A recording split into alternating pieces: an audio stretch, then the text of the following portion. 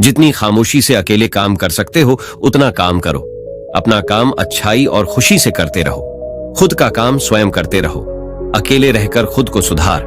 यहां इस दुनिया में कोई भी तेरा नहीं है। ऐसा गौतम बुद्ध ने कई सालों पहले अपने शिष्यों को क्यों कहा था?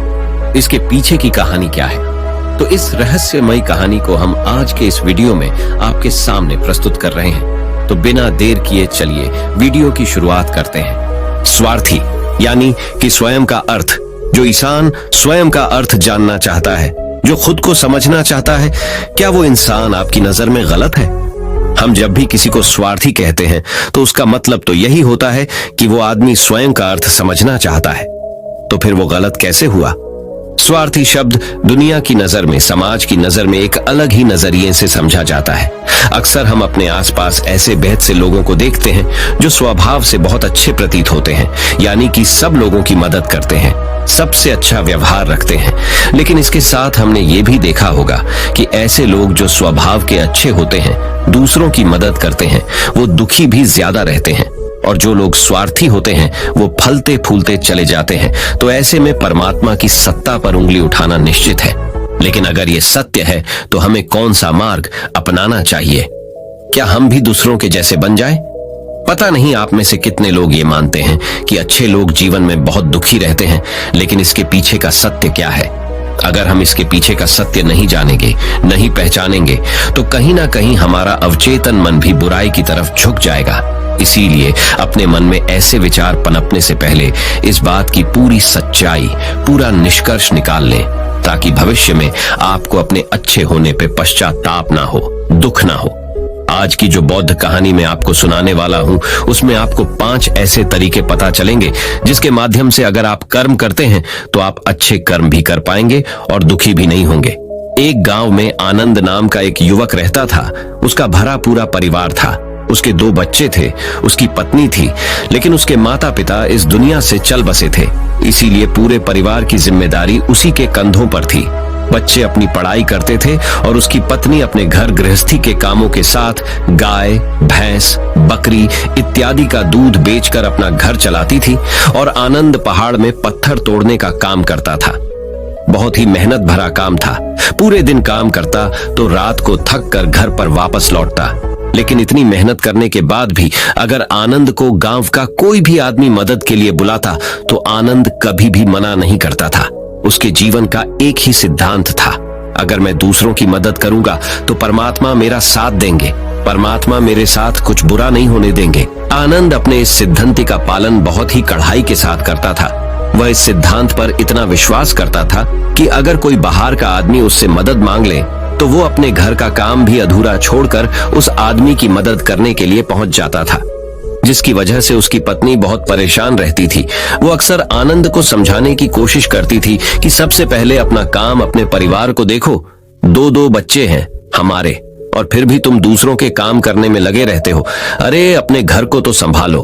अपना घर संभाल नहीं रहा, दूसरों की मदद करने चले हैं। और जब ऐसी ऐसी बातें आनंद के कानों में पड़ती तो उसके हृदय में कांटा चुभने लगता था और उन दोनों में लड़ाई झगड़ा शुरू हो जाता था। अक्सर उनके लड़ाई झगड़े का यही सबसे बड़ा कारण होता था। लेकिन ना तो आनंद अपने आप को बदल पाया और ना ही उसकी पत्नी ने उसको समझाना कभी बंद किया। इसी वजह से आए दिन उनके घर में क्लेश होता रहता था। जहां तक उस गांव वालों की बात थी तो वो आनंद के स्वभाव को जानते थे और वो जानबूझकर जो काम आसान भी होता था, जो उनके सामर्थ्य में भी होता था, उस काम के लिए भी वो आनंद को बुलाते थे ताकि उन्हें कम मेहनत करनी पड़े। कहने का अर्थ ये है कि गांव वाले आनंद के इस शिष्टाचार का फायदा उठाते थे, लाभ उठाते थे और सब पीछे से उसका मजाक उड़ाते थे, उसे बेवकूफ कहते थे। ऐसे ही समय भी तरह और एक दिन आनंद की पत्नी बहुत ज्यादा बीमार पड़ गई। आनंद से जो कुछ भी सेवा हो सकती थी उसने वो सब अपनी पत्नी के लिए किया। उसने गांव के वैद्य को बुलाकर अपनी पत्नी की जांच करवाई, लेकिन ये रोग उस वैद्य की पकड़ के बाहर था। इसीलिए उस वैद्य ने कहा कि तुम अपनी पत्नी को नगर में जाकर किसी बड़े वैद्य को दिखाओ तो तुम्हारी पत्नी की जान बच सकती है। जल्द से जल्द नगर पहुंचने की व्यवस्था करो, नहीं तो तुम्हारी पत्नी के प्राण संकट में हो जाएंगे। ये सुनकर आनंद के पैरों तले जमीन फिसल गई। उसने ये नहीं सोचा था कि उसकी पत्नी के प्राण संकट में है। वो सोच रहा था कि कोई साधारण सा रोग होगा जिसका इलाज हो जाएगा, लेकिन जब उसने वैद्य की यही बात सुनी तो वो घबरा गया। अब पत्नी को नगर तक कैसे लेकर जाएं? क्योंकि उसके पास इतना धन नहीं था कि वो अपनी पत्नी के लिए एक घोड़ा गाड़ी करके उसमें अपनी पत्नी को लिटाकर नगर में ले जा सके। उसकी पत्नी की हालत बिल्कुल चलने की भी नहीं थी, इसलिए उसे नगर पहुंचाने के लिए किसी घोड़ा गाड़ी की जरूरत थी। संयोग से उसके पड़ोसी धन्मू के पास एक घोड़ा गाड़ी थी। वो अक्सर व्यापार के लिए अपनी घोड़ा गाड़ी नगर में लेकर जाया करता था। इसीलिए आनंद के मन में विचार आया कि मैं धन्मू की घोड़ा गाड़ी ले सकता हूँ। मैं धन्मू की इतनी मदद करता हूँ, कभी उसके काम को नहीं टालता, तो वो तो मेरे काम को कभी मना ही नहीं कर सकता। और यही सोचकर वो घोड़ा गाड़ी लेने के लिए धन्मू के पास पहुंच जाता है। लेकिन धन्मू बहुत ही चालाक इंसान था। वो बिना किराए के अपनी घोड़ा गाड़ी अपने सगे संबंधियों के लिए भी नहीं ले जाता था, तो आनंद की तो दूर की बात रही। जब आनंद ने उससे घोड़ा गाड़ी के बारे में पूछा तो उसने ये कहकर उसका ये काम टाल दिया कि मेरे घोड़े बहुत ज्यादा बीमार हैं, वो शायद बच भी मुश्किल से पाएंगे। 5 दिनों से वो कुछ नहीं खा रहे, तो ऐसे में बेचारा घोड़ा गाड़ी लेकर कहा, नगर तक पहुंच पाएगा। हाँ, अगर तुम कुछ धन की व्यवस्था कर सकते हो तो मैं अपने एक मित्र की घोड़ा गाड़ी तुम्हारे लिए मंगवा सकता हूँ।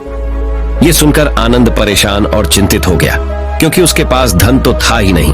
इसका मतलब उसकी पत्नी बड़े नगर में वैद्य के पास इलाज के लिए पहुंच ही नहीं पाएगी। उलझन भरे हुए विचार लिए हुए जब आनंद वापस आ रहा तो उसने एक दिल दहलाने देने वाला दृश्य देखा। उसने देखा कि धन्मू के घोड़े, जो धन्मू के अनुसार बीमार थे और कुछ खा भी नहीं रहे थे, वहीं घोड़े गांव का ही एक युवक उसकी बाढ़ से खोलकर बाहर ला रहा था और गाड़ी में उसको जोत रहा था। ये देखकर पहले तो आनंद को कुछ समझ में नहीं आया। उसके बाद जब आनंद ने उस युवक से पूछा तो उसने बताया कि धन्मू ने ये घोड़ा गाड़ी उसे किराए पर दी है। ये सुनकर आनंद का दिल टूट गया। उसने कभी सपने में भी नहीं सोचा था कि उसका सबसे अच्छा मित्र धन्मू उसके साथ ऐसा कर सकता है। हालांकि ये इस बात पर दुखी होने का वक्त नहीं था, इसीलिए आनंद वहां से जल्दी से लौट जाता है और गांव के ही एक सेठ के पास जाकर कुछ धन उधार लेकर धन्मू को दे देता है। धनु अपने मित्र की घोड़ा गाड़ी मंगवा देता है, जिसके बाद वो अपनी पत्नी को वैद्य के पास नगर में ले जाता है। जब उसकी पत्नी का इलाज चल रहा था तो आनंद यही सोच रहा था कि एक वो दिन था जब धन्मू की बेटी बीमार हो गई थी और धन्मू यहाँ पर नहीं था, तो मैं पूरी रात वैद्य जी के पास उसके लिए बैठा रहा था। उसकी देखरेख की थी, उसकी सेवा की थी। इतने दिनों तक धन्मू नहीं आया था, तब मैं ही उसके परिवार की देखरेख किया करता था। हाय, कैसा दुर्भाग्य है ये, जिसके लिए मैंने इतना कुछ किया। उसने एक घोड़ा गाड़ी देने से मुझे मना कर दिया, और वो भी तब जब मेरी पत्नी जिंदगी और मौत के साथ खेल रही थी। कुछ देर बाद वैद्य बाहर आकर आनंद को एक बहुत बुरी खबर देता है।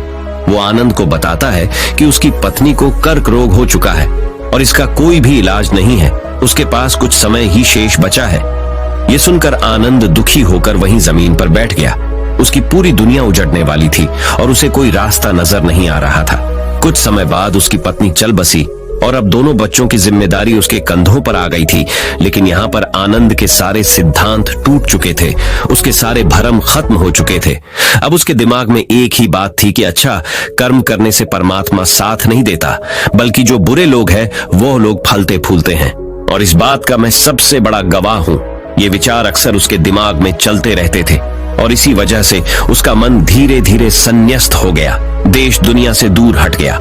और एक दिन ऐसा भी आया जब वो अपने बच्चों को अपने रिश्तेदारों के पास छोड़कर इस देश दुनिया को त्याग कर एक सन्यासी बनने के लिए घर से निकल पड़ा। उसने गांव में किसी को कुछ नहीं बताया। किसी को नहीं पता था कि आनंद अचानक कहां गायब हो गया। सन्यास की दीक्षा लेने के लिए वो एक बौद्ध भिक्षु के पास पहुंचता है। बौद्ध भिक्षु उस समय ध्यान में बैठे हुए थे। ध्यान से बाहर आने के बाद वो बड़े ध्यान से आनंद के चेहरे को देखते हैं और उससे सन्यासी बनने का कारण पूछते हैं। इस पर आनंद उन्हें अपनी पूरी आप बीती सुना देता है और कहता है कि हे महात्मा, इस दुनिया से मुझे कुछ भी हासिल नहीं हुआ। मेरा मन इस दुनिया से विरक्त हो चुका है। जब अपने दोस्तों ने ही मेरा साथ नहीं दिया तो इस दुनिया में रहने का क्या मतलब, और इसी वजह से मैं सन्यासी बनना चाहता हूँ।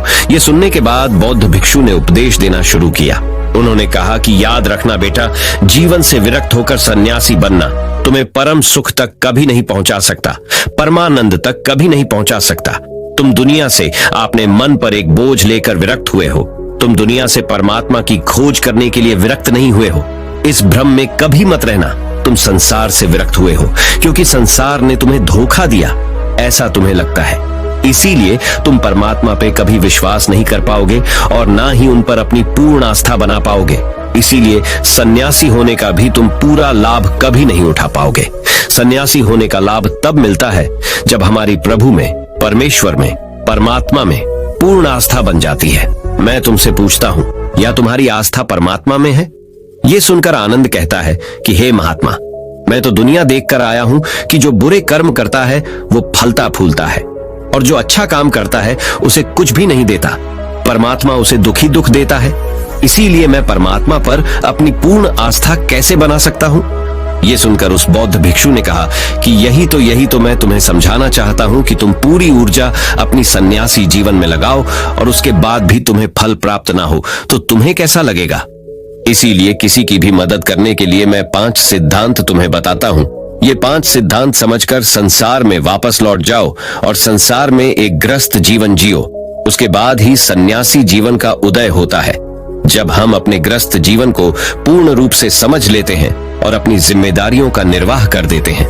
ये कहकर बौद्ध भिक्षु ने कहना शुरू किया कि जब भी तुम किसी की सहायता करते हो, किसी की मदद करते हो, तो उसमें सबसे पहली बात, सबसे पहला सिद्धांत जो ध्यान में रखने का होता है वो होता है कि किसी की मदद करते वक्त, किसी की सहायता करते वक्त कभी भी उससे उम्मीद मत रखना। ये मत सोचना कि आज मैंने इसकी सहायता कर दी, मदद कर दी, तो कल बदले में ये भी मेरी सहायता करेगा, मेरी मदद करेगा। अगर तुम ऐसा सोचोगे तो तुम्हें जीवन में दुखों का सामना करना ही पड़ेगा, क्योंकि एक नहीं तो दूसरा, या दूसरा नहीं तो तीसरा, कोई ना कोई तुम्हारी उम्मीद जरूर तोड़ेगा। और वास्तविकता में वो मदद या वो सहायता नहीं होती, वो हमारे लालच का ही एक रूप होता है। हम उसकी सहायता या मदद निर्भर तरीके से नहीं कर रहे हैं। हमारे मन में लालच का भाव है, हमारे मन में बदले का भाव है। हम ये सोचकर मदद करते हैं कि इसकी मदद कर देता हूं तो कल ये मेरा भी मदद करेगा। और यही लालच हमें अक्सर उन लोगों की मदद करने पर विवश करता है जो किसी ना किसी रूप में धनवान होते हैं, क्योंकि हमें लगता है कि कल ये आदमी धन के द्वारा मेरी मदद कर सकता है। और इसीलिए जिस इंसान को वास्तविकता में मदद की आवश्यकता है, हो सकता है वो गरीब हो, लेकिन हमारा मन अपने लालच के वशीभूत होकर उसकी मदद कभी नहीं करेगा। इसीलिए किसी की मदद और किसी की सहायता करने के अपने विचार को विस्तार दो। केवल एक प्रकार के वर्ग के लिए अपनी सहायता या अपनी मदद पेश मत करना, उन सब के लिए समान होनी चाहिए। जरा सोचो, एक तरफ तुम्हारा मित्र हो जिसके पास धन है, संपदा है, और दूसरी तरफ कोई गरीब औरत हो जो भूखी बैठी हुई है। तुम्हारा दोस्त तुमसे कहता है कि यार आज तो खाने के लिए अच्छे अच्छे पकवान मंगवा लो बाजार से, और दूसरी तरफ वो औरत तुमसे 2 सूखी रोटी मांग रही है, तो तुम किसकी मदद करोगे? कौन मदद का हकदार सबसे पहले है? सबसे पहले हमारा कर्तव्य बनता है कि उस औरत की भूख मिटाए, लेकिन अक्सर इंसान ऐसे नहीं सोचता। वो अपने दोस्त को तो खिला देगा, उसको तो बाजार से बहुत महंगी वस्तु मंगा के दे देगा, लेकिन किसी गरीब को उसकी भूख मिटाने के लिए पैसा या धन नहीं देगा। दूसरी बात जो ख्याल में रखने की है वो ये कि सहायता करते वक्त हमारा लालच कभी भी उसके साथ नहीं जुड़ना चाहिए। अक्सर हम जब किसी की मदद करते हैं तो हमारा लालच और हमारा स्वार्थ उसके साथ जुड़ा होता है, और हम अपनी भविष्य की योजना तैयार करके उस आदमी की मदद करते हैं। हम ये सोचते हैं कि अगर मैं इसका ये काम करेगा तो भविष्य में ये आदमी मेरा वो काम पूरा कर देगा, और वो सहायता, वो मदद बिल्कुल भी परमात्मा के द्वार को नहीं खटखटाती, क्योंकि वो लालच है। आप अपने आप को धोखा देने के लिए अपने लालच को एक सहायता, एक मदद का रूप दे रहे हैं। तीसरी बात जो ख्याल रखने की है वो ये कि अपने सामर्थ्य के हिसाब से दूसरे की मदद करो।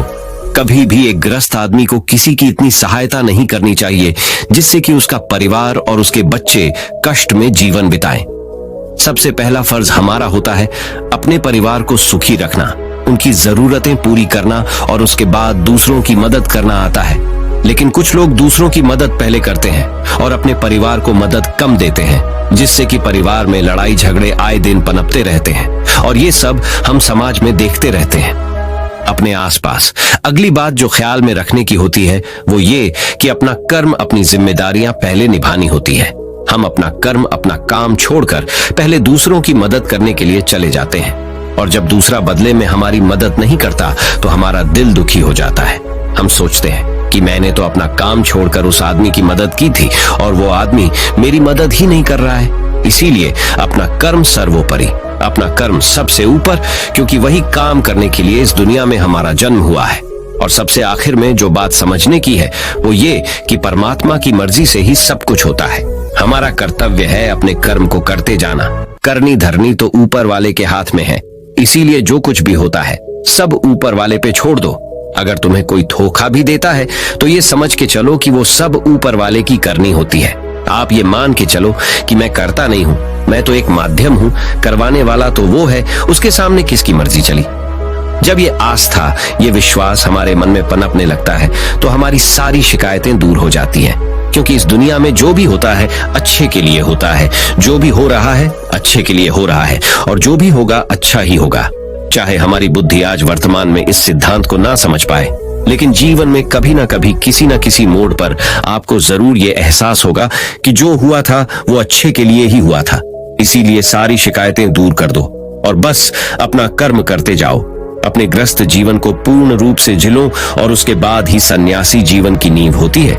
इसके बाद बौद्ध भिक्षु ने आनंद को कहा कि वापस अपने गांव लौट जाओ, अपनी बेटियों को वापस लेकर आओ, उन्हें पालो पोसो, अपने बच्चों को वापस लेकर आओ, दूसरी शादी कर लो, लेकिन बच्चों का पालन पोषण अच्छे तरीके से करो। ये सुनकर आनंद अपने बच्चों के साथ अपने गांव में वापस लौट आता है। गांव में किसी को खबर नहीं थी कि आनंद कहां पर गया हुआ था और वो क्या ज्ञान लेकर वापस लौटा है। लेकिन अगले दिन सुबह सुबह गांव वालों ने आनंद के चेहरे पर एक अलग ही चमक, एक अलग ही आभा पाई। तो इस कहानी से हमें यह सीख मिलती है कि दूसरों के पीछे भागने से अच्छा है अकेले रहकर अपने आप को सुधारो और अपनों का काम बड़े ही खुशी से करो और शांत रहकर अपने आप की दिमाग की मनस्थिति को सुधारो। तो अब हम आपको बताएंगे कि शांत रहने के क्या क्या फायदे हैं। तो चलिए शुरुआत करते हैं। हर तरफ शोर शराबे और भाग दौड़ के बीच खामोशी की अपनी अलग ही खासियत है। आपने कई कविताओं में भी पढ़ा होगा कि मौन रहकर एक दूसरे की बात को समझना सबसे सुंदर संवाद है। लेकिन क्या आप ये जानते हैं कि चुप रहने के अपने शारीरिक और मानसिक फायदे भी हैं? विशेषज्ञ मानते हैं कि मौन यानी शांत रहने से व्यक्ति अधिक दिमागदार और उत्पादक बनने की ओर अग्रसर होता है। इससे उसके मानसिक और शारीरिक स्वास्थ्य दोनों में सुधार हो सकता है। मौन धारण करने का महत्व आज हम जिस युग में जी रहे हैं उसमें टेक्नोलॉजी एक महत्वपूर्ण भूमिका निभाती है। जहां लोग एकांत की खोज में लगे रहते, वो खुद को इन्हीं टेक्नोलॉजी को कहीं गुम कर देते हैं। लेकिन मौन को मन में बैठाने की दिशा में पहला कदम यह है कि आप अपने मानसिक स्वास्थ्य को अन्य सभी पहलुओं से बढ़कर समझें और फिर उन तकनीकों को शामिल करने का सचेत प्रयास करें जो आपको मौन रहने की आत्मीय उदारता और शक्ति का अनुभव करने की अनुमति दे। गाड़ियों के बेतहाशे हॉर्न से लेकर आसपास बजने वाले म्यूजिक, ऑन डिमांड शो और लोगों की छटर-पटर से लेकर आपकी बिल्डिंग के ऊपर से उड़ते हुए हवाई जहाज की आवाज तक, हर तरफ एक घना शोर है जिसमें दूसरों की तो क्या, कभी कभी खुद की भी आवाज नहीं सुन पाते। आपके अंतर्मन की आवाज, जिसे सुनने से आपके जीवन की आधी परेशानी का समाधान मिल सकता है। वैज्ञानिक प्रमाणों के अनुसार यह हमारे स्वास्थ्य के लिए बहुत अच्छी बात है कि लेकिन शांत रहना ब्लड प्रेशर कम कर सकता है, एकाग्रता और ध्यान में सुधार ला सकता है, परेशान करने वाले विचारों को शांत कर सकता है, मस्तिष्क के विकास को बढ़ावा दे सकता है, कोर्टिसोल को कम कर सकता है, अंदर की रचनात्मकता को बढ़ावा मिलता है, अच्छी नींद को बढ़ावा मिलता है, दिमागी रूप से स्वस्थ महसूस कर सकते हैं। हालांकि यहाँ मौन रहने का मतलब परेशानी में भी चुप्पी साधे रहने से नहीं है, बल्कि अनावश्यक किसी भी शोर से दूर रहने और ध्वनि प्रदूषण से बचना है। मौन रहते हुए धीरे धीरे गहरी सांस लेने से और भी फायदे मिल सकते हैं। चुप रहना है अनेक समस्याओं का हल। तनाव घटाने और एकाग्रता बढ़ाने के लिए हम आपको अब 9 फायदे बनाएंगे। मेडिटेशन और ध्यान लगाना खुद को शांत करने और तनाव घटाने का एक बेहतरीन तरीका है। आपने ध्यान दिया होगा कि हर धर्म और संस्कृति में शांत और मौन रहने को महत्व दिया गया है। चाहे आप इसे धार्मिक नाम दें या जीने का एक तरीका माने, लेकिन दिन भर में कुछ समय तक शांत रहना आपके स्वास्थ्य के लिए बहुत फायदेमंद साबित होता है।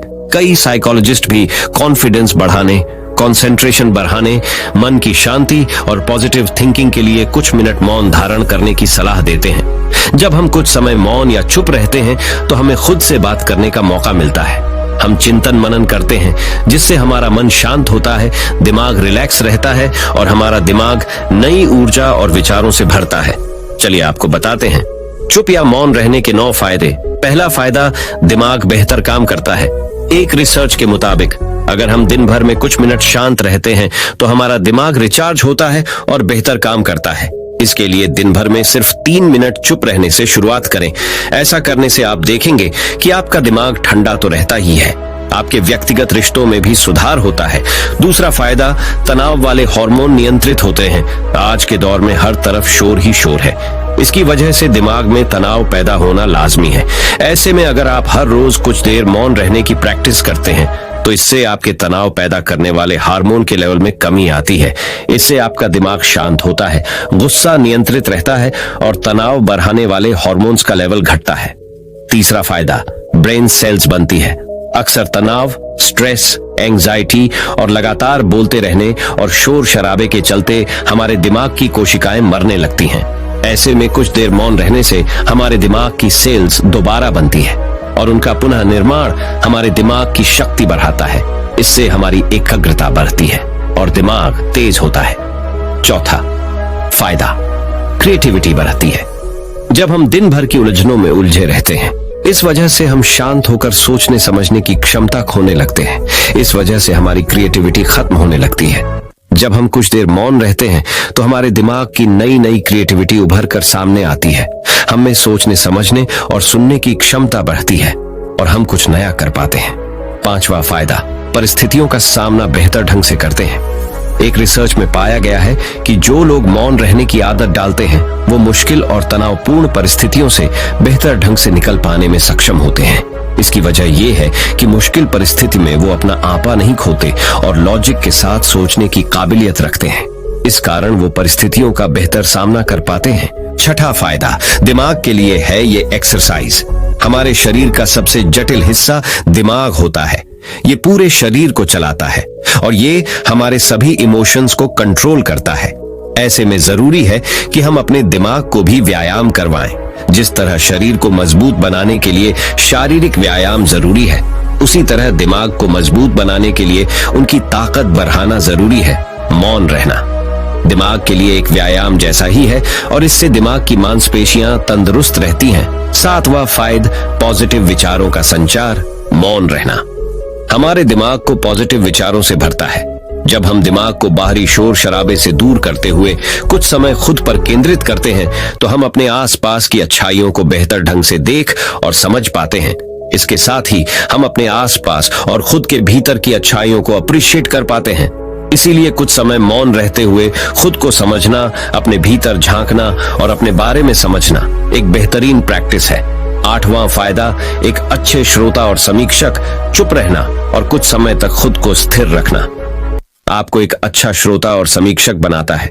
ऐसा इसलिए क्योंकि जब आप चुप रहते हैं तो आप बोलने की बजाय अधिक से अधिक सुनते हैं और उसका विश्लेषण कर पाते हैं। इससे आप पूरे तर्क और वितर्कों को जानने के बाद सही फैसला ले पाते हैं। आप सभी पक्षों को सुनते, समझते और डिसीजन ले पाते हैं। चुप रहना आपके दिमाग को शांत करता है और आपको लॉजिकल समीक्षक बनाता है। नौवां फायदा, कैसे रखें खुद को। कुछ मिनटों के लिए मौन रहने के लिए लोग बहुत तरीकों का सहारा लेते हैं। कुछ भगवान के नाम का जाप करते हैं, कुछ आपके कृत्यों का विश्लेषण करते, वहीं कुछ लोग माइंडफुलनेस प्रैक्टिस अपनाते हैं। चलिए आपको बताते हैं खुद से जोड़ते हुए मौन धारण करने के कुछ आसान तरीके। माइंडफुलनेस एक बेहतरीन मेडिटेशन प्रैक्टिस है जो आपको शांत रखने के साथ ही एंजाइटी और दिमाग को कंट्रोल करने का काम करती है। इसके लिए आप ये स्टेप्स अपना सकते हैं। पहला स्टेप, सबसे पहले आराम की अवस्था में बैठ जाएं और अपनी आंखों को रिलैक्स करते हुए मूंद लें। दूसरा स्टेप, अब अपनी सांसों पर पूरा ध्यान केंद्रित करें। अपनी सांस के उठने और गिरने की गति पर ध्यान दें और अपना दिमाग बाहरी शोर से दूर सिर्फ और सिर्फ अपनी सांसों पर केंद्रित करें। तीसरा स्टेप, अपनी सांसों पर ध्यान देना आपके पूरे शरीर को शांत करता है, दिमाग में रक्त संचार बढ़ाता है और तनाव दूर करने में मददगार होता है। चौथा स्टेप, खुद को शांत करते हुए अपने पूरे शरीर को अंदर ही अंदर स्कैन करना भी फायदेमंद साबित होता है। इससे आपको अपने शरीर के बारे में बेहतर समझ में आता है। इससे आपके दिमाग और शरीर के बीच में बेहतर संबंध स्थापित होता है। हम उम्मीद करते हैं कि ये जानकारी आपके काम आएगी। तो चलिए जानते हैं हमारे शब्दों में कितनी ताकत होती है एक कहानी के माध्यम से। तो चलिए उस कहानी की शुरुआत करते हैं। जो लोग बुद्धिमान हैं वह ये जानते हैं कि शब्द हथियार की तरह होते हैं जिनसे किसी को भी बचाया जा सकता है या किसी को भी मारा जा सकता है। अब आप सोच रहे होंगे कि शब्दों से किसी को मारा कैसे जा सकता है। तो जरा सोचिए, ज्यादातर आत्महत्याओं के पीछे किसका कारण होता है? किसी के पति ने कुछ कहा, किसी के पिता ने कुछ कहा और उन लोगों ने आत्महत्या कर ली। ये आत्महत्या किसके कारण हुई? वो पीड़ित के मन को इतना दुखी कर गए कि उसके मन से वो दुख सहना और ज्यादा बर्दाश्त करना नामुमकिन हो गया और इसी वजह से उन्होंने आत्महत्या कर ली। ऐसे ही आपके शब्द किसी को नया जीवन प्रदान कर सकते हैं। जब कोई आदमी उदास होता है या दुखी होता है तो आपके शब्द उसमें एक नया जोश, एक नया उत्साह भर सकते हैं और एक हारा हुआ आदमी अपने जीवन में एक नई शुरुआत कर सकता है, सिर्फ शब्दों के माध्यम से, हमारी वाणी के माध्यम से। तो अब तक आप ये तो समझ ही गए होंगे कि हमारे शब्द हमारे जीवन को किस तरह निर्धारित करते हैं। शब्दों में कितनी ताकत होती है और किसी से बात करते वक्त हमें कितनी सावधानी से अपने शब्द सुनने चाहिए। आज की जो बौद्ध कहानी मैं आपको सुनाने वाला हूँ उसमें आपको सीधे सीधे तौर पर कुछ ऐसे तरीके पता चलेंगे, कुछ ऐसी परिस्थितियां पता चलेंगी जहां पे आपको हमेशा चुप रहना चाहिए। कुछ परिस्थितियों में अगर आप कुछ नहीं बोलेंगे तो वही आपके लिए सबसे ज्यादा बेहतर होगा। इससे पहले कि आप इस कहानी में खो जाएं, इस चैनल को सब्सक्राइब जरूर कर लें। तो चलिए कहानी शुरू करते हैं। एक बार की बात है, एक युवा लड़का एक बार एक बौद्ध भिक्षु के पास पहुंचा। वो काफी परेशान लग रहा था और उसने बौद्ध भिक्षु से जाकर पूछा कि हे महात्मा, मैं अपने आप से परेशान हूँ, अपने आप से दुखी हूँ। बाहरी रूप से मुझे कोई दुख नहीं है, मैं धन धान्य संपन्न हूँ, मुझे कोई शारीरिक रोग भी नहीं है, लेकिन मैं खुद से परेशान रहता हूँ, अपने मन से परेशान रहता हूँ। अक्सर मेरी बातों को मेरा कोई भी दोस्त गंभीरता से नहीं लेता है और ना ही मेरे परिवार के लोग मेरी किसी बात को गंभीरता से लेते हैं। मैं जो कुछ भी सलाह देता हूँ या तो वह उसे मजाक में उड़ा देते हैं या फिर उसे गंभीरता से लेते ही नहीं है। मेरी बातों को कोई गंभीरता से क्यों नहीं लेता है? क्यों मेरी बातों पर कोई अमल नहीं करता? क्यों मेरी बातों में कोई रुचि नहीं दिखाता? क्या कारण है? कृपया मुझे बताने का कष्ट करें और मेरे मन के इस दुख को दूर करें। ये सुनकर बौद्ध भिक्षु ने कहा कि आज सुबह मैं चालित ध्यान करके वापस आ रहा था। रास्ते में कुछ कौवे कांव कांव कर रहे थे और वहीं पर जब मैं चलता हुआ कुछ दूर आया तो मुझे एक मोर की मधुर आवाज सुनाई दी। ये सुनकर अचानक मेरे मन में ख्याल आया कि कौवे कितना कांव कांव करते हैं, कितना बोलते रहते हैं, लेकिन कोई भी प्राणी कौवे की आवाज को पसंद नहीं करता। मोर हमेशा सही परिस्थिति के हिसाब से बोलता है। जब भी बारिश होने वाली होती है और बादल गरजते हैं और बारिश होने की आशंका होती है, ऐसे में मोर अपनी मधुर आवाज में गाता है जो सभी को प्रिय होता है, सभी को अच्छा लगता है। ऐसे ही अगर इंसान सही परिस्थिति के हिसाब से सही शब्द बोले, सही वाणी बोले, तो वही वाणी दूसरों के लिए संगीत हो जाती है, संगीत बन जाती है और दूसरे लोग तुमसे सम्मोहित हो जाते हैं और वहीं पर तुम्हें सब लोग गंभीरता से लेने लगते हैं। और दूसरी तरफ अगर तुम यूं ही बेफिजूल ऐसे ही बोलते रहते हो, बिना किसी बात के बोले चले जाते हो, तो फिर तुम्हें कोई गंभीरता से नहीं लेता। तुम उस कौवे की भंती हो जाते हो जिसकी वाणी कोई पसंद नहीं करता और बाद में तुम्हें दुख होता है कि तुम्हें कोई गंभीरता से क्यों नहीं लेता। इसीलिए अपने शब्दों को बेहद बुद्धिमानी के साथ इस्तेमाल करना सीखो। अगर तुम नहीं सीखोगे तो समाज में तुम्हें कोई सम्मान या कोई गंभीरता से नहीं लेगा। ये सुनकर वो युवा लड़का बोला कि हे महात्मा, मैं जानता हूं कि मैं ज्यादा बोलने की बीमारी से ग्रस्त हूं, मुझे इतना नहीं बोलना चाहिए, लेकिन मैं अपने आप पे काबू नहीं रख पाता और ना ही मैं इतना बुद्धिमान हूं कि मैं अपने शब्दों को नाप तोल कर बोल सकूं। मैं तो किसी से बात करते वक्त इतना सोचता भी नहीं कि मुझे अपने शब्द किस तरह इस्तेमाल करने हैं।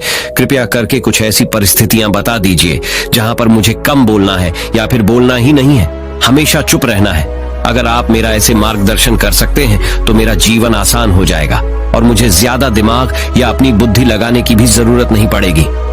ये सुनकर बौद्ध भिक्षु ने मुस्कुराते हुए कहा कि बेटा, वैसे तो इंसान को हर परिस्थिति में सोच समझकर ही बोलना चाहिए, लेकिन अगर वो हमेशा होश में नहीं रह पाता है, ध्यान में नहीं रह पाता है, तो मैं तुम्हारे दैनिक जीवन की कुछ ऐसी परिस्थितियां बता रहा हूं जहां पर तुम्हें हमेशा चुप रहना है। अगर तुम ऐसी जगहों पर कुछ बोलोगे तो जहां तुम्हारा अपमान ही होगा या फिर तुम्हें कोई गंभीरता से नहीं लेगा। सबसे पहली जगह है, या यूं कहे ऐसी परिस्थिति जहां पर इंसान को हमेशा चुप रहना चाहिए, वो है जब किसी ऐसे विषय के बारे में बातचीत हो रही हो जिसके बारे में आपको कोई जानकारी ही नहीं है। तो ऐसी परिस्थिति में व्यर्थ में बीच में टांग अड़ाना, अपना ज्ञान देना, व्यर्थ का ज्ञान, आपको कुछ पता नहीं है लेकिन फिर भी आप अपना ज्ञान देने के लिए उत्सुक हैं, तो ऐसी जगह पर आपका अपमान ही होगा। जरा तुम खुद सोचो, जब कोई बीमार आदमी अपनी बीमारी के बारे में चर्चा कर रहा हो और आपको उस बीमारी के बारे में कोई भी ज्ञान नहीं है, लेकिन फिर भी आप व्यर्थ में, बेकार में उसे ऐसी ऐसी औषधियों बता रहे हैं जिनका उसकी बीमारी से कोई तालमेल ही नहीं है, तो ऐसे में आप अपनी प्रतिष्ठा अपने हाथों से खो रहे होते हैं और आपको पता ही नहीं होता। ऐसी परिस्थिति में आदमी को हमेशा सुनना चाहिए। ध्यान से सुनना भी एक कला होती है। अगर आप सुनने का दिखावा करेंगे तो कहीं ना कहीं सामने वाले आदमी को ये एहसास हो जाता है कि ये मेरी बात पूरे ध्यान से नहीं सुन रहा है। इसीलिए जब आपको किसी विषय के बारे में पूरी तरह से जानकारी ना हो तो वहां पर केवल अपने कान लगाना ही ज्यादा महत्वपूर्ण होता है, ज्यादा जरूरी होता है। आप उस इंसान की बातें ध्यान से सुन सकते हैं और इसी बीच आप दोनों के बीच एक संबंध पैदा होगा और उस संबंध सच्चा होगा क्योंकि आपने उसके बात को बड़े ही ध्यान से सुना है और इस बात का पता सामने वाले को भी होता है। तो हम बिना कुछ बोले सिर्फ सुनने मात्र से किसी को अपना दोस्त बना लेते, अपना मित्र बना सकते हैं। इस बात को हमेशा ध्यान में रखना। दूसरी जगह जहां इंसान को हमेशा चुप रहना चाहिए वो है खाना खाते वक्त। खाना इंसान को हमेशा चुप रहकर खाना चाहिए, मौन रहकर खाना चाहिए। महात्मा बुद्ध और उनके भिक्षु हमेशा चुप रहकर भोजन करते हैं, शांत भाव से भोजन करते हैं, परिपूर्ण होकर भोजन करते हैं, पूरी तरह से करते हैं, एक एक टुकड़े का स्वाद लेकर भोजन करते हैं। और ऐसा भोजन जब आपके शरीर में पहुंचता है तो वो आपके अंग अंग तक ऊर्जा पहुंचाता है। अक्सर हम भोजन करते वक्त कुछ ना कुछ बोलते रहते हैं, कुछ ना कुछ सुनते रहते हैं, लेकिन मौन रहकर पूरा स्वाद लेकर उस भोजन को कभी नहीं करते। हम उस भोजन को करते वक्त आधे अधूरे ही रहते हैं और इसीलिए हमारा शरीर रोगों से ग्रस्त हो जाता है। जरा तुम खुद सोचो, बौद्ध भिक्षु हमेशा भिक्षा लेकर भोजन करता है और भिक्षा भी कितनी बिल्कुल मामूली सी, और वो भी एक वक्त। तो एक वक्त भोजन करने के बाद भी वो इतने स्वस्थ रहते थे, इतने उत्साह, जोश और आनंद से भरे होते थे। और हम तो इतना खाना खाते हैं, इतने सारे भोजन की सामग्री हमारे लिए उपलब्ध होती है, लेकिन हमारे शरीर में कोई ऊर्जा नहीं होती। इसका सबसे बड़ा कारण होता है कि हम अपना भोजन होश में नहीं करते हैं, परिपूर्ण होकर नहीं करते हैं, मौन रहकर नहीं करते हैं। इसीलिए अपना भोजन हमेशा मौन रहकर ही करो। तीसरी जगह जहां पर अगर आपने चुप रहना सीख लिया तो इसका मतलब यह है कि आपने अपने ऊपर विजय हासिल कर ली। जी हाँ, गुस्से में शांत रहना या चुप रहना इतना आसान नहीं होता है। अक्सर हम गुस्से से भरकर कुछ ऐसे शब्द या अपशब्द बोल जाते हैं जिसका पछतावा हमें हमेशा बाद में होता रहता है। लेकिन जुबान से निकला हुआ शब्द वापस नहीं हो सकता, उस शब्द को मिटाया भी नहीं जा सकता। अब वो जिंदगी भर हमारे दामन से जुड़ चुका है और वो गुस्से में बोला गया। अब शब्द हमारे मन को समय समय पर बेचैन करता रहता है, दुखी करता रहता है, लेकिन गुस्से के वक्त चुप रहना सीखना भी एक बहुत बड़ी कला होती है। गुस्से में आदमी का अपने ऊपर काबू कहाँ रहता है, अपनी इंद्रियों को वश में कहाँ रख पाता है। इसीलिए इस कला को आप तभी सीख सकते हैं जब आप गुस्सा भी होश में रहकर कर पाए। जब भी आपको गुस्सा आए, आपके दिमाग में सिर्फ एक ही बात आए कि मुझे चुप रहना है, मुझे किसी से कुछ गाली गलौच नहीं करना, किसी को कोई अपशब्द नहीं बोलना। और जब ये विचार गुस्से के साथ जुड़ जाता है और धीरे धीरे ये आदत बन जाता है तो आप अपने गुस्से को भी काबू में करना सीख जाते हैं। जब भी कभी गुस्सा आए तो किसी को कुछ बोलने की बजाय कुछ शारीरिक व्यायाम करना शुरू कर, उछलना, भागना, दौड़ना, जिम करना, कुछ भी। आप ऐसा व्यायाम कर सकते हो जिसमें आपका शरीर थक जाए। आप पाएंगे कि जब आपका शरीर थक जाता है तो आपका मन भी शांत हो जाता है। आपने उस गुस्से की ऊर्जा को एक सकारात्मक रूप दे दिया। और यही बुद्धिमान व्यक्ति की पहचान होती है, जो दूसरों के तानों से भी अपना घर बना लेता है, अपनी कामयाबी के रास्ते निकाल लेता है। वही सच में बुद्धिमान आदमी है। जो जहर को भी दवा बनाकर इस्तेमाल करना सीख जाए, वही असली बुद्धिमान होता है। चौथी जगह जहां आप चुप रहेंगे तो आपके लिए वही सबसे ज्यादा बेहतर होगा, वही आपको सम्मान दिलाएगा। चौथी जगह है जब चार लोग आपस में बैठकर बातें कर रहे हो, कोई बैठक कर रहे हो, तो वहां पर जब चार लोग बात कर रहे होते हैं तो चारों लोग एक साथ तो बात कर नहीं सकते। एक बार में एक व्यक्ति बोलेगा और तीन सुनेंगे, तभी वो बैठक कामयाब हो पाएगी, तभी वो चर्चा सही रूप में आगे बढ़ पाएगी। लेकिन अगर कोई आदमी ऐसा बैठा हुआ है जो बीच में ही दूसरे की बात काटकर अपनी बात को ऊपर रखना चाहता है, तो ऐसे में वो चर्चा या वो बैठक आपको कहीं नहीं पहुंचाएगी और चारों लोगों के बीच आप सबसे मूर्ख कहलाओगे। अगर आपको अपनी बात कहनी है तो सामने वाले को अपनी बात पूरा करने दो, उसके बाद अपने विचार रखो। यही एक भद्र पुरुष या फिर कहीं अच्छे आदमी की पहचान होती है। और आखिरी जगह, अगर हमारे माता पिता हमें कुछ कह देते हैं, हमारे बड़े बुजुर्ग हमें किसी बात पर डांट देते हैं या हमें थप्पड़ भी मार देते हैं, तो ऐसी जगहों पे आपका चुप रहना ही उनके प्रति सम्मान दिखाएगा, उनके प्रति आदर का भाव व्यक्त होगा। अगर आप उनके सामने उनका विरोध कर देते हैं, उनका प्रतिरोध कर देते हैं, तो वो गुस्सा तो थोड़ी देर बाद शांत हो जाएगा, लेकिन वो कही गई बात, वो विरोध किया हुआ शब्द या फिर कुछ भी उल्टा सीधा हमेशा आपके मन को सताएगा और आपके माता पिता को हमेशा यही लगेगा कि आज ये हमारी इज्जत नहीं करता, आज ही हमारी बात नहीं मानता, क्योंकि ये कमाने लग गया है, ये बड़ा आदमी बन गया है। ऐसी ऐसी बातें उठेंगी, ऐसे ऐसे तंज कसे जाएंगे। इसीलिए ऐसी जगह पे आप मौन रहिए, चुप रहिए, कुछ मत बोलिए, अपने गुस्से को अपने अंदर ही पी लीजिए, कुछ व्यायाम कर लीजिए, भाग लीजिए, दौड़ लीजिए, आपका मन अपने आप शांत हो जाएगा। आखिर में बौद्ध भिक्षु ने अपनी बात को खत्म करते हुए कहा कि कम शब्दों में अपनी भावनाओं को उतारना सीखो। शब्द हथियार की तरह होते हैं, बोलो तो होश में बोलो, ध्यान में बोलो। जीवन शैली ऐसी बना लो कि आप जब भी बोलो पूरे होश में रहकर बोलो, पूरे आनंद के साथ बोलो, पूरे प्रेम के साथ बोलो। ऐसी वाणी बोलो जो दूसरे के दिल को ठंडक पहुंचाती हो, दूसरे के मन को भी शांत कर देती हो, और वो तभी संभव है जब आप प्रतिपल होश में रहकर बोले। इसके बाद वो युवा लड़का बौद्ध भिक्षु के सामने नतमस्तक हो गया और उनको प्रणाम करते हुए अपने घर वापस लौट गया। अब हम जानेंगे महात्मा गौतम बुद्ध के अनुसार अपने मन को जल्दी से जल्दी वश में कैसे किया जाए। तो चलिए जानते हैं गौतम बुद्ध से शांति के फायदे। तो आपको पता चल गए अब गौतम बुद्ध के अनुसार अपने मन को कैसे संयमित किया जाए। चलिए उसके बारे में जानते हैं। भगवान गौतम बुद्ध कहते थे, ये संसार एक माया जाल है जो कि मनुष्य को अच्छाई भी दिखाता है और बुराई भी दिखाता है, कभी सुंदरता दिखाता है तो कभी दुर्बलता दिखाता है। कभी यह संसार मनुष्य को आकर्षित करता है और कभी कभी मनुष्य को इतना उलझा देता है कि मनुष्य को खुद के जीवन का ध्यान ही नहीं रहता। इसलिए संसार के माया जाल से बचने के लिए भगवान गौतम बुद्ध कहते हैं, जो पुरुष अपने खुद के इंद्रियों से कभी नहीं हारा, वह संसार से या पूरे ब्रह्मांड के किसी भी चीज से कभी हार ही नहीं सकता। वह मनुष्य जहां भी हो उसकी विजय निश्चित है। दोस्तों, आपको बता दे कि इंद्रियों का मतलब होता है कान, नाक, त्वचा, जीभ, हाथ। इन 5 शरीर के भागों को मुख्य इंद्रियां कहा जाता है। इन इंद्रियों को जो पुरुष या स्त्री अपने मन से संयमित कर पाते हैं, वह पुरुष या स्त्री बड़ी ही आसानी से संसार के महासागर को पार कर लेते हैं। यानी कि किसी भी चीज से वह आकर्षित नहीं होते और अपना कर्म बड़े ही विश्वास के साथ करते रहते हैं। ऐसे ही मनुष्य संसार में या इस लोक में या परलोक में बार बार विजयी होते रहते हैं। तो चलिए जानते हैं कि हमारे मन को कैसे वश में किया जाए ताकि हम इस संसार के माया जाल में फिर से ना फंसे। भगवान गौतम बुद्ध कहते हैं, मन को वश में करने के लिए सबसे पहले आपको यह जानना होगा कि आपके शरीर से श्रेष्ठ आपकी इंद्रियां होती हैं। आपकी इंद्रियों से श्रेष्ठ आपका मन होता है और आपके मन से श्रेष्ठ आपकी बुद्धि होती है और अंततः बुद्धि से श्रेष्ठ आपका आत्मा होता है और आत्मा से भी श्रेष्ठ परमात्मा होते हैं, यानी भगवान होते हैं। तो अगर आपके मन को वश में करना है तो सबसे पहले आपकी बुद्धि में यह विचार करें कि मैं आज से बुरे कामों के बारे में सोचूंगा भी नहीं और मेरे अच्छे काम विश्वास से करता रहूंगा।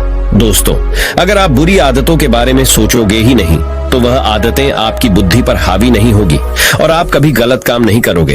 तो सबसे पहली बात तो ये है कि अपने बुद्धि में से बुरी आदतों को निकाल दो और अपनी बुद्धि में जो भी आपका काम है उस काम के बारे में विचार डालना शुरू कर दो। फिर आपकी बुद्धि आपके मन को आपके काम के बारे में संदेश देगी और मन सभी इंद्रियों को वश में करके आपके काम के ऊपर लगा देगा। तो तो इसी तरह से करते करते आपका मन एक दिन अवश्य ही वश में हो जाएगा। और जिस व्यक्ति का मन वश में हो जाता है, उस व्यक्ति के मन में हमेशा ही भगवान वास करते हैं। तो देखा दोस्तों, मन को वश में करने के लिए सबसे पहले आपको अपनी बुद्धि को अपने काम के बारे में ज्ञान देना होगा और बुद्धि में से बुरी आदतों को बिल्कुल निकलना होगा, यानी कि उनके बारे में सोचना ही छोड़ना होगा। तब जाकर आप अपने मन को वश में अवश्य ही कर पाओगे। और जब आप पूर्णतः आप अपने मन को वश में कर लोगे, तब आपके लिए सुख दुख सर्दी गर्मी और मान अपमान सब एक जैसा होगा और आप इस दुनिया के माया से परे हो जाओगे। आपको कोई भी चीज आकर्षित नहीं कर पाएगी, उल्टा आपसे ही लोग आकर्षित होंगे और आप जैसा भी काम करते हैं, लोग भी आपको देखकर वैसा ही काम करेंगे और लोगों को आप एक आकर्षित और बुद्धिमान मनुष्य लगोगे। इसलिए हमारे भागवत गीता में भगवान कृष्ण ने यह कहा है कि मन का सारा खेल है, मन के हारे हार है और मन के जीते जीत है। ऐसा ही हमारे भगवान बुद्ध ने और ना जाने कितने सफल लोगों ने कहा है। भगवान बुद्ध ने कहा है कि जिसने अपने मन को वश में कर लिया है, उसकी जीत को देवता भी हार में नहीं बदल सकते हैं। अर्थात मन को वश में करने का नाम ही आत्म संयम है, जिसका अर्थ है अपने आप को वश में करना, अर्थात मन वचन और कर्म पर अधिकार प्राप्त करना, ताकि शरीर से कोई अशुभ कार्य न होने पाए, जिससे कोई अपशब्द न निकले और मन में कभी अशुभ विचार न उठने पाए। यदि मनुष्य अपनी इंद्रियों का प्रयोग उचित ढंग से करता है, तो ही उस मनुष्य को दूसरों को ज्ञान देने का अधिकार है।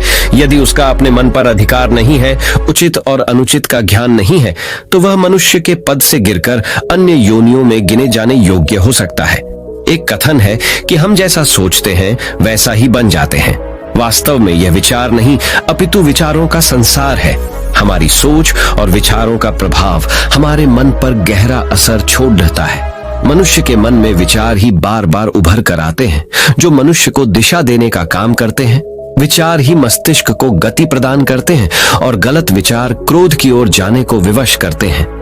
यह हमारी भूल है कि हम सोचते हैं कि वचनों की कोई शक्ति नहीं है। संसार में जो भी हुआ, जो भी हो रहा है और जो भी होगा, सब हमारे कर्म के प्रभाव से हुआ है। और जो हो सकता है और आगे जो होगा, वह कर्म की शक्ति से होता है, वह विचारों की शक्ति होती है। यदि हमारे अंदर आत्म संयम नहीं है, तो आत्मिकता का धन हमारे हाथ नहीं आ सकता है। हम इंद्रियों के जाल में फंसकर पहले तो निर्मल होंगे, फिर अपमानित होते हुए पहले अपना अनिष्ट करेंगे और फिर किसी और का करेंगे। ये सच है कि जो लोग दूसरों के लिए सोचते हैं, उनका मन विश्वासपूर्ण विचारों का स्रोत है। इसलिए यदि बुराई से बचना हो, तो अपनी दिशा को भलाई की और मोड़ देना चाहिए। वास्तव में यदि आप जीतना ही चाहते हैं, तो सबसे पहले आत्म संयम की आदत डाल लें, क्योंकि संयम का अर्थ ही है अपनी बिखरी हुई शक्तियों को निश्चित दिशा देना। मान लीजिए जिस कार्य को नहीं करना है और जब उसे ही करने के लिए मन आकर्षित करता है, तो आप उसे प्रयास पूर्वक रोकने के लिए मन बना लें। उसे ही आत्म संयम कहते हैं। संयम का अर्थ है जब हम आकर्षणों की ओर जाने के लिए हमारा मन सहज रूप से रुक जाए। गांधी जी ने कहा था कि अनुशासन और बलिदान के बिना मुक्ति की आशा नहीं की जा सकती है। लेकिन यह बात भी सच है कि लोग अक्सर गुस्से में विवेक शून्य होकर तुरंत अपने आत्म संयम को गुस्से में खो देते हैं। यह सच है कि समय बीतने के साथ लोगों के आत्म संयम में भारी कमी आई है। इसके गंभीर परिणाम सामने भी आए हैं। इसलिए आत्म संयम की उपयोगिता को किसी भी हाल में कम नहीं आंका जा सकता है। लेकिन यह भी सच है कि शुरुआत में आत्म संयम का मार्ग थोड़ा कठिन लगता है। अर्थात मन को वश में करने का नाम ही आत्म संयम है। मनुष्य को मिली हुई शक्तियों को निश्चित दिशा देना संयम कहलाता है। तो दर्शकों, उम्मीद है कि आपको मन को वश में करने का उपाय और शांति के फायदे और कहां-कहां आपको शांत रहना है, इसके बारे में इस वीडियो के माध्यम से पता चला होगा। और मुझे यह आशा है कि आप अवश्य ही अपने मन को वश में करोगे और जिंदगी के सभी क्षेत्रों में अवश्य ही सफल होकर अपने परिवार का नाम रोशन करोगे। ऐसी ही और गौतम बुद्ध की प्रेरणादायक सीख लेने के लिए हमारे चैनल को फॉलो करें। और यह वीडियो आपको पसंद आया हो तो हमारे चैनल को सब्सक्राइब कीजिए और इस वीडियो को एक लाइक कीजिए और इस वीडियो को जितना हो सके उतना अपने दोस्तों के साथ शेयर करें। मिलते हैं हमारे अगले वीडियो में। नमो बुद्धा।